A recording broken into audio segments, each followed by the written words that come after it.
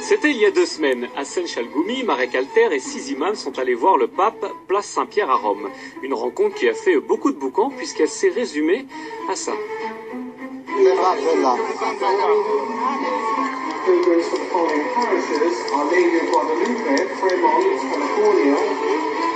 Si Hassan Chalgoumi était là-bas aux côtés de Marek Alter, c'est parce qu'en quelques années, le président de l'association culturelle des musulmans de Drancy est devenu la coqueluche musulmane du monde politico-médiatique. Mais comment devient-on si populaire? D'abord, on se fait prendre sous l'aile de Jean-Christophe Lagarde, le maire de Drancy. Ensuite, on s'acoquine avec Nicolas Sarkozy. On se fait inviter à la table de Manuel Valls et on trouve un journaliste trop sympa pour écrire un livre à 4 mains. Seul problème, les musulmans ne se reconnaissent pas en Chalgoumi. La grande majorité des musulmans ne se sentent pas représentés par lui, c'est une arnaque pure et dure. On a l'impression qu'il est contre les musulmans et pas pro-musulmans. Il associe toujours les musulmans au terrorisme et qui nous défend pas du tout, quoi. Alors Chalgoumi, pourquoi il y a des gens qui l'aiment et des gens qui l'aiment pas? Hassan Chalgoumi a débarqué en France en 96. Venu de Tunisie, il rejoint son frère en Seine-Saint-Denis.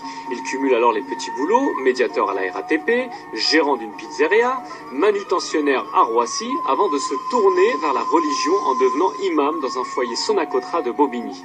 Personne alors ne le connaît. Jusqu'en 2008, le maire centriste de Drancy le nomme alors président de l'association culturelle des musulmans de la ville en charge de la mosquée nouvellement construite.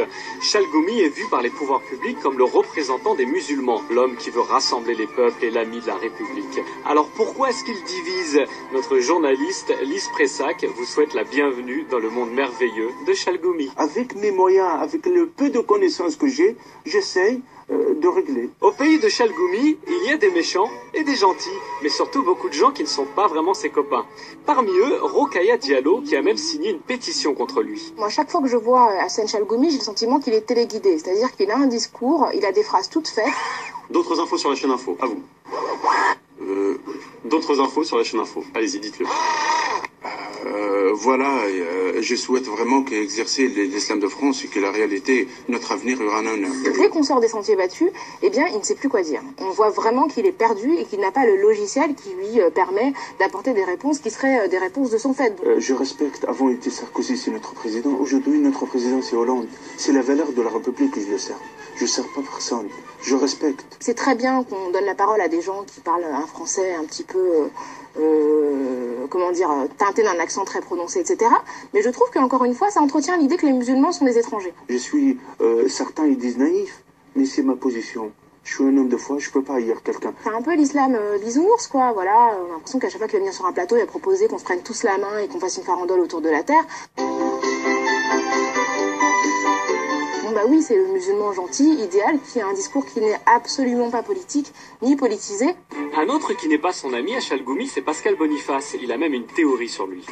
Chalgoumi, c'est l'exemple même de ce qu'on appelle dans la sociologie le native informant. C'est celui qui appartient à une minorité, mais qui tient le discours de la majorité. Celui qui fait partie des dominés, mais qui tient le discours que lui tendent les dominants. Tout ce en quoi les musulmans se reconnaissent majoritairement est critiqué par Chalgoumi. Et la mise au pinacle d'un musulman soi-disant modéré qui est rejeté par l'ensemble de ses coreligionnaires vient juste finalement entériner l'idée que les musulmans ne sont pas modérés.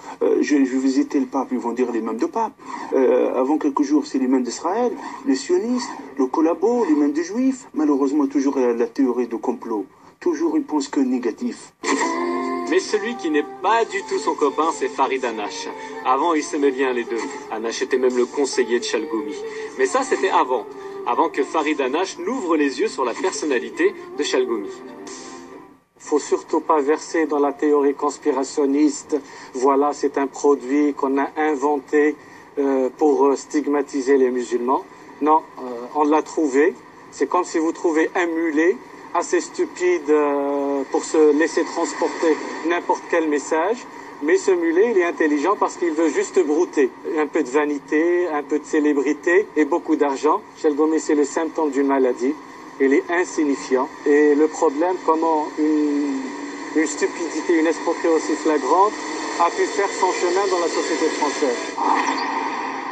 Laissons quand même le mot de la fin au principal intéressé. Nous sommes famille, moi je le dis, une famille. Dans le sens, tous les sens humains, fraternels, républicains, tout ça, nous sommes une famille. Notre combat nous a appris le prix de la gentillesse. Ça nous donnerait presque envie de faire une farandole.